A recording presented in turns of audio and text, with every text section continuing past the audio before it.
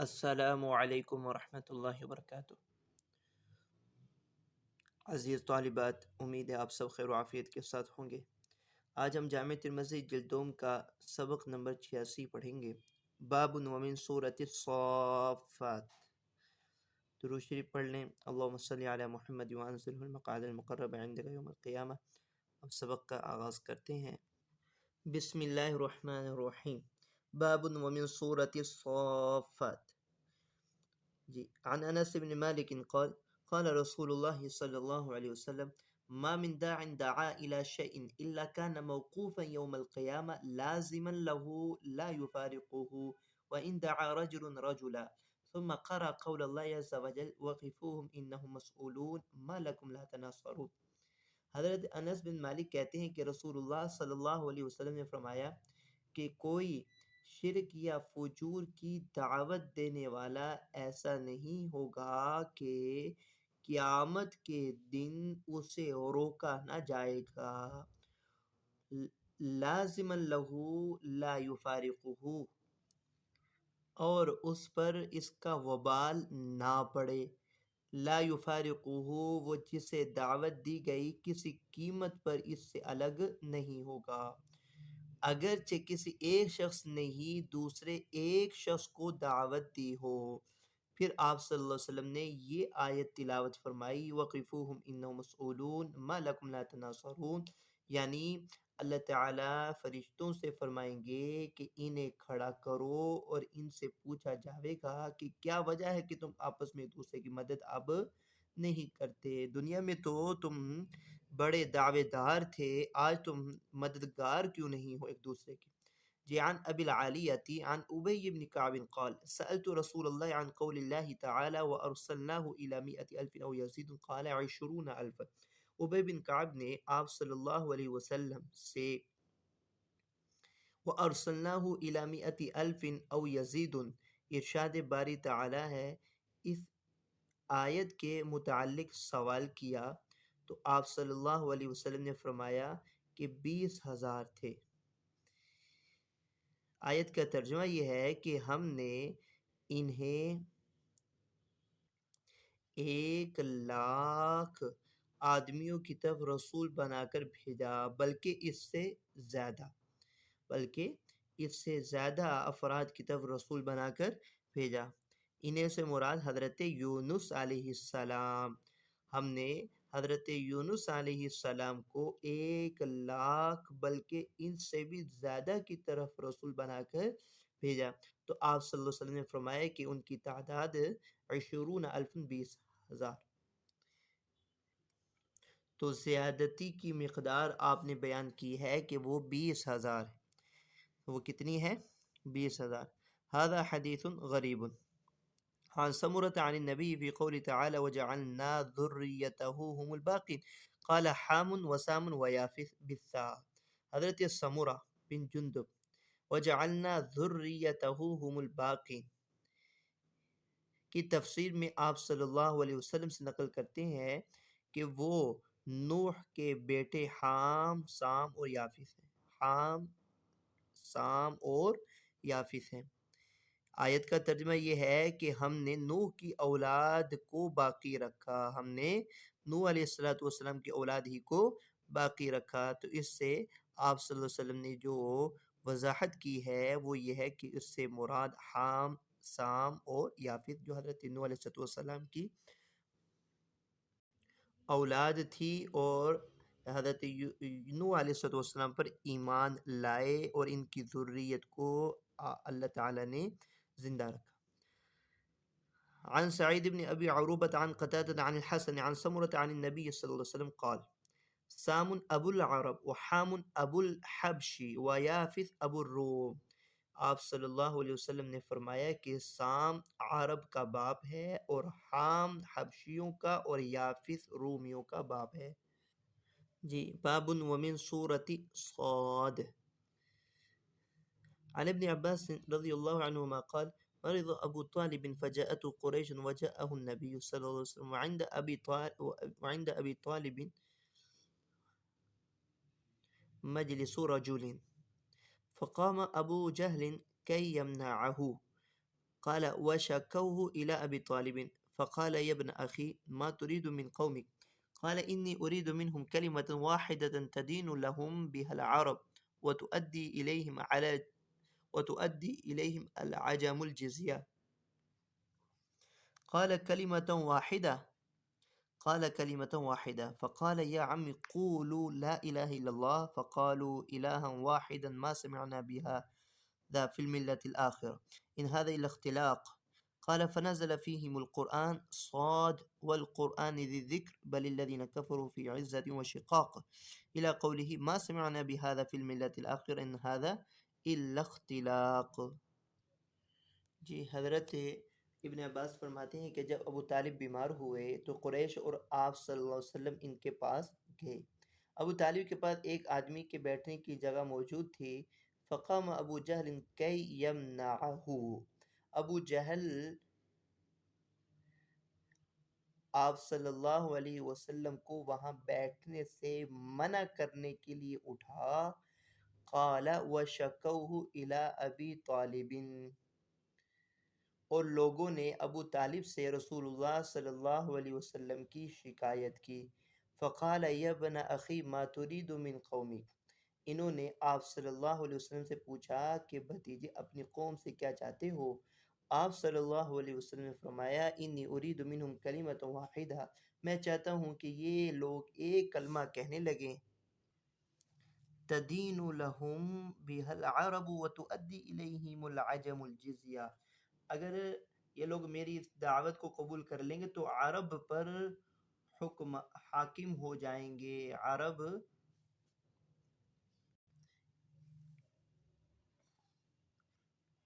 اس کلمے کے ذریعے ان کے ماتحت ہو جائیں گے۔ مراد یہی ہے کہ عرب پر حاکم ہو جائیں گے۔ اور تؤدی الیہم العجم الجزیہ، اور عجمیوں سے جزیہ وصول کریں گے، عجمی ان کو جزیہ دیں گے۔ ابو طالب نے پوچھا کہ ایک ہی کلمہ؟ فرمایا ہاں ایک ہی کلمہ۔ پھر آپ نے فرمایا اے چچا لا الہ الا اللہ کہہ لیجئے۔ وہ سب کہنے لگے کہ ہم ایک ہی خدا کی عبادت کرنے لگے، ہم نے تو کسی پچھلے مذہب میں یہ بات نہیں سنی۔ ما سمعنا بہذا فی الملت الاخرہ، پچھلے کسی مذہب میں یہ بات ہم نے نہیں سنی، ان ھذا الا اختلاق، بس یہ تو من گھڑت ہے۔ راوی کہتے ہیں کہ پھر ان کے متعلق یہ آیات نازل ہوئی ہیں، صاد والقرآن ذی الذکر بل الذین کفروا فی عزت وشقاق الی قولہ ما سمع، یہاں تک یہ آیت بھی نازل ہوئی ما سمعنا بہذا فی الملت الاخرہ ان ھذا الا اختلاق۔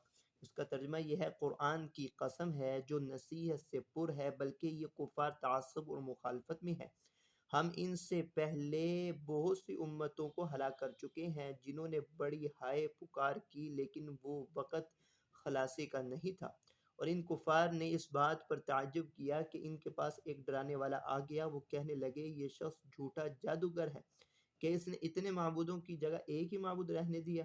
واقعی یہ بڑی عجیب بات ہے۔ پھر ان کفار کے سردار کہتے ہیں کہ اپنے معبودوں پر قائم رہو اور اسی طرح چلتے رہو، یہ کوئی مطلب کی بات ہے، ہم نے تو یہ بات کسی پچھلے مذہب میں نہیں سنی ہے۔ اور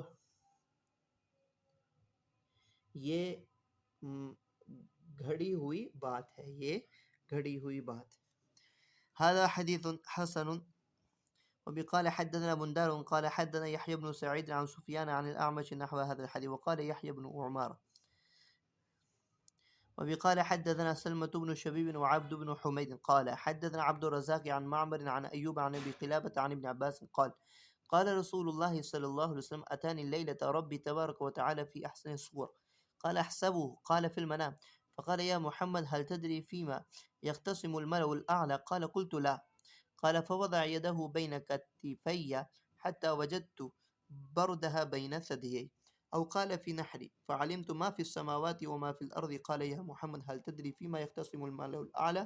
قلت نعم في الكفارات، والكفارات المكث في المسجد بعد الصلوات والمشي على الأقدام إلى الجماعات وإسباغ الوضوء في المكاره ومن فعل ذلك عاش بخير ومات بخير وكان من خطيئته كيوم ولدته أمه. وقال يا محمد إذا صليت فقل اللهم إني أسألك فعل الخيرات وترك المنكرات وحب المساكين وإذا أردت بعبادتك فتنة فاقبضني إليك غير مفتون.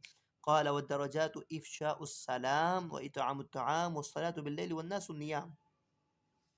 جی حضرت ابن عباس کہتے ہیں کہ رسول اللہ صلی اللہ علیہ وسلم نے فرمایا آج رات خواب میں میرا رب میرے پاس اپنی بہترین صورت میں آیا.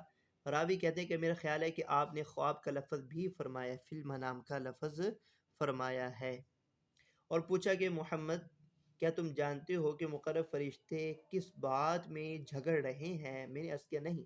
پھر اللہ تعالی نے اپنا ہاتھ میرے شانوں کے دم رکھا، حتی وجدت بردہ بین ثدییہ، اور میں نے اس کی ٹھنڈک اپنی چھاتی، او قال فی نحری، یا یہ فرمایا اپنی ہنسلی میں محسوس کی.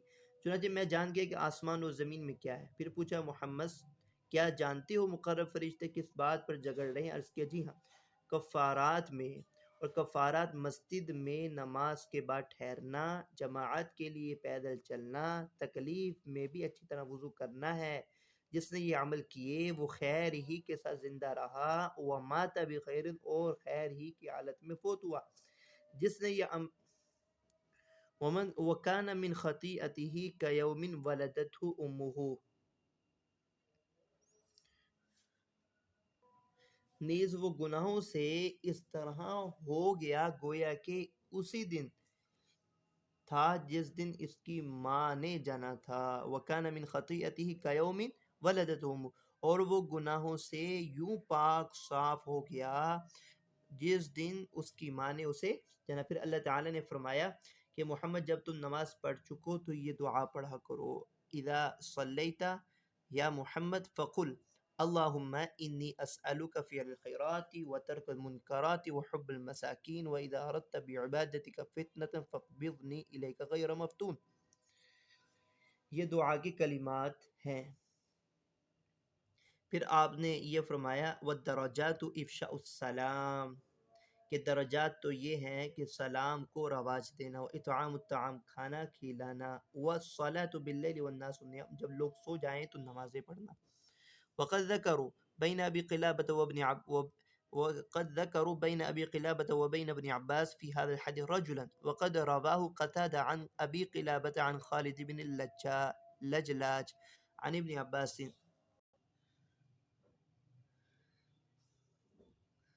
جی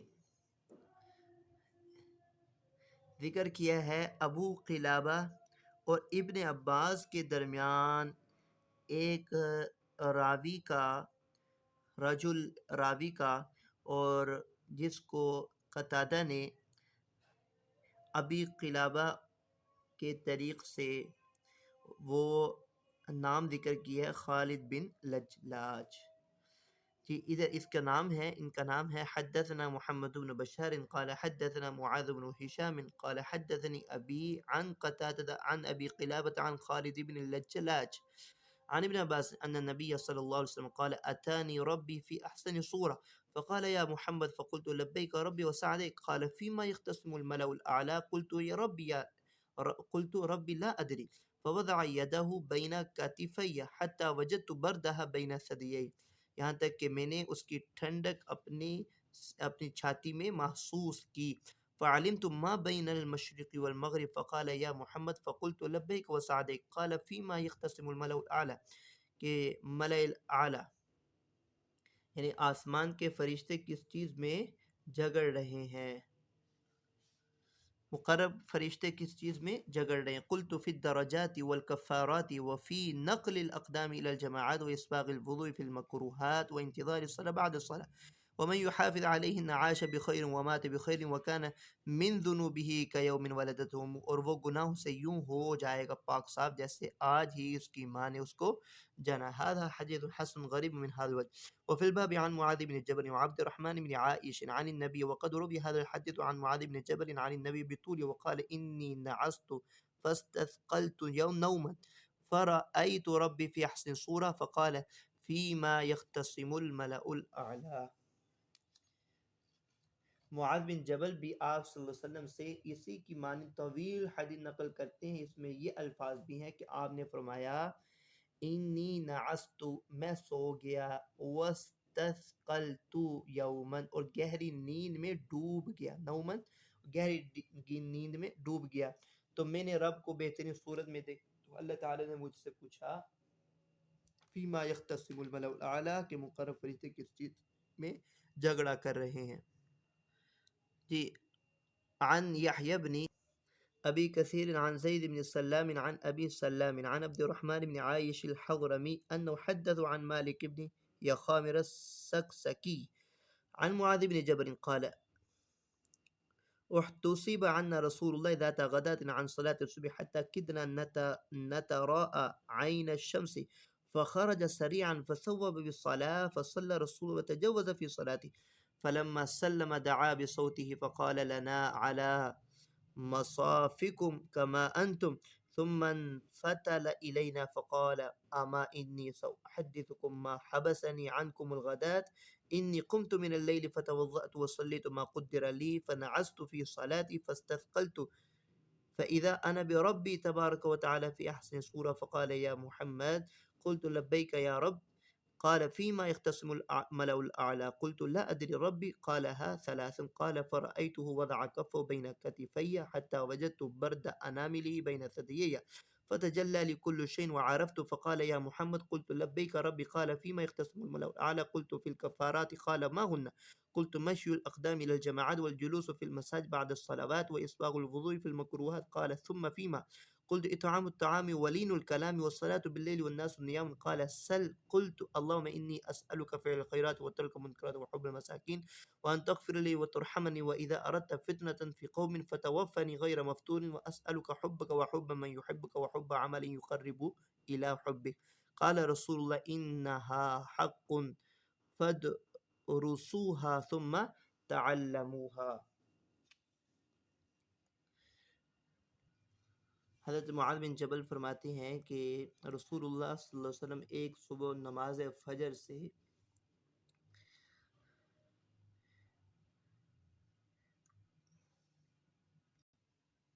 روک دیے گئے، کہتے ہیں کہ قریب تھا کہ ہم سورج کی ٹکیا کو طلوع ہوتا دیکھ لیتے. آپ صلی اللہ علیہ وسلم جلدی نکلے، پس نماز کا اعلان ہوا اور رسول اللہ صلی اللہ علیہ وسلم نے نماز پڑھائی اور مختصر نماز پڑھائی.